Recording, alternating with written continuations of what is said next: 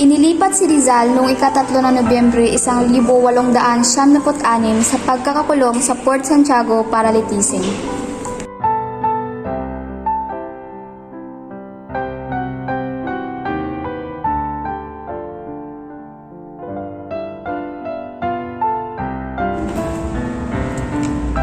Jose Rizal, lilipat ka namin sa Port Santiago. Ligpit mo na yung mga gamit nang tayo makalis na.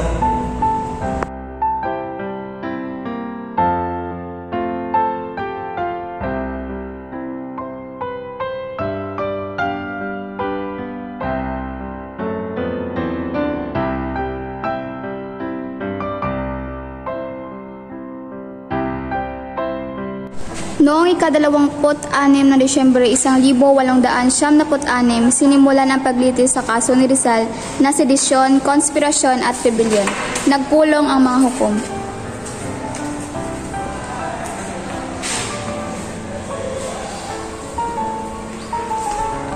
Dapat nating parusahan si Rizal dahil ang kanyang isinusulat ay nag-uusap sa mga tao ng mga klas sa pamahalaan. Oo nga, kung hindi dahil sa kabila ng Hollywood ang hiri at filibusterism. Hindi mo nakasunod ang mga Pilipino na sumasalunod sa pamamahala ng mga kasunod. At nagkasundo ang mga hukom na parusahan si Rizal ng pagbitay sa pamamagitan ng pagbaril. At ito'y nilagdaan ng Gobernador General na si Cornelio Polivela noong ika-28 ng Disyembre 1896.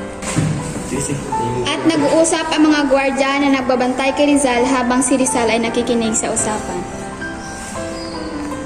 At dahil sa kanyang mga isinulat sa ng kanyang pagkakakulong, At dahil din na siya kasapil sa KKK ang kilusang klase pamamaan. Dahil sa narinig ni Rizal, napagtanto niya na ito na ang kanyang katapusan. Sa araw ding iyon ay dumalaw si Padre Federico. O si Rizal, magandang araw. magandang araw din sa iyo, Padre. Tama po kayo nang dahil sa aking pagsusulat ng mga elementary na po ay pinitayan. Dumalaw din sa araw na iyon ang kanyang kapatid at asawa.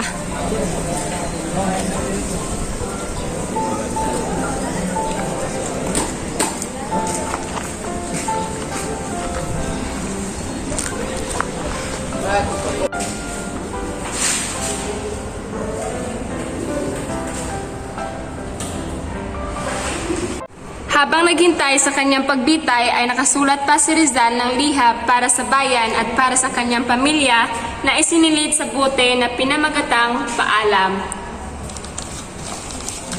Paalam na bayang minahal ng araw, tinintugin tubo. Paalam na mutya ng dagat silangan, o tuwang naglango. Lantam at malungkot, hain ko ang buhay ng tao sa puso, at kung marilagman, naging mabulaklak at sariwang lalo, iaalay ko rin sa kagalingan mo at sa ikahahango. Sa mga larangan, ang iba'y nahaling sa pakikibaka, hiningay na pugtong walang alinlangan ni munting balisa. Walang kailangan, ang hapis, papurit, madlang alaala, bibitay at ilang, pahirap at digmay, di ko alintana, handaring masawi, kuntahan at bayan ang nakakapita.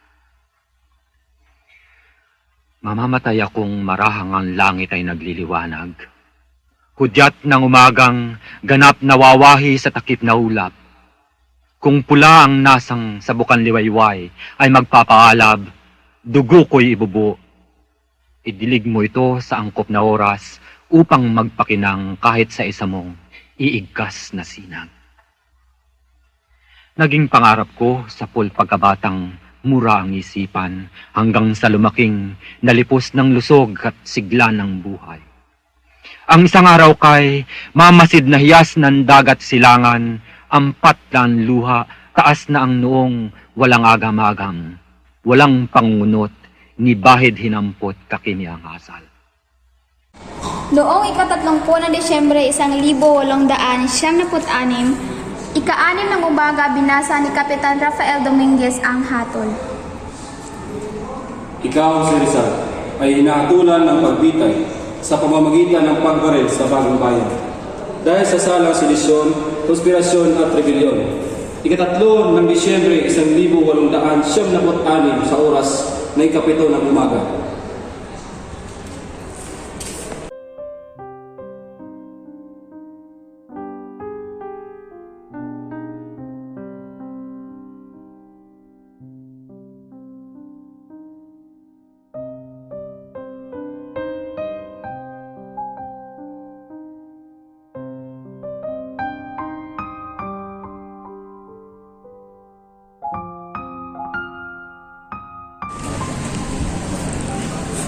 Ipagpaumanhin mo, Rizal. Hindi ko na panalo ang iyong kaso.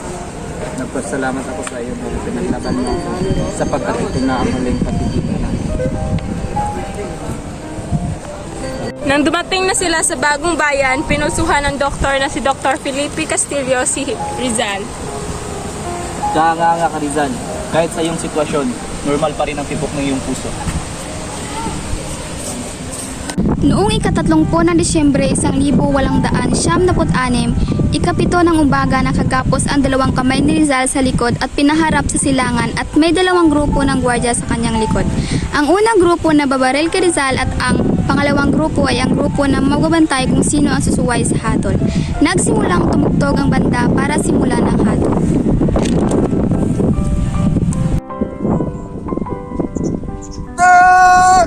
Sa atong S. Well, go!